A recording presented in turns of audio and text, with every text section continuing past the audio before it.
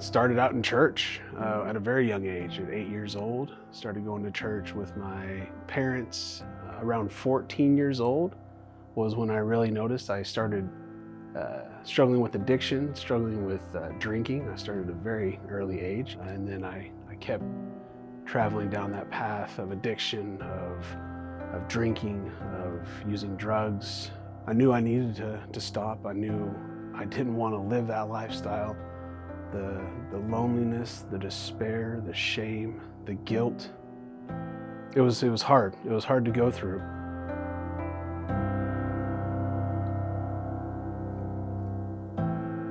The turning point for me is that the insanity got so bad that I could not function as I just couldn't function. I knew I needed to change.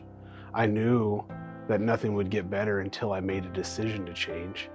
So it took until about I was 33, 34, had 4 kids, went through a divorce, had to move back to southwestern Kansas, back in with my parents to get my feet underneath me.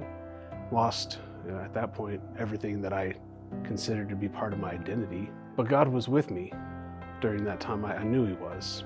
When I got back, I got back into the church that I grew up in. Things that weren't making sense started to make sense. Things that I ran from before I started running to.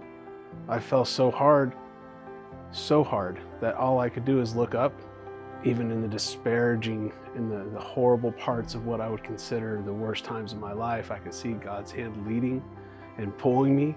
It was just the willingness to be able to give Him my struggle, the willingness to be able to open up about it. There's always been that fear.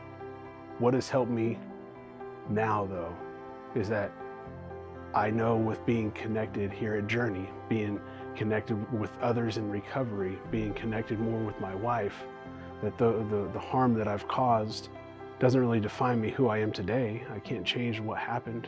I can't change what I've done. I can't change the mistakes I've made, the decisions and choices I've made. What I can change today is that I don't want to continue to live in that lifestyle, to drink. Today I want to follow Jesus. Today I want to wake up and pray, God, I give you my struggles. God, I need your help today. And that hope, that love that's filled with the recovery, with knowing that I don't have to live that day in and day out of despair, shame, guilt, and fear and hopelessness, is very freeing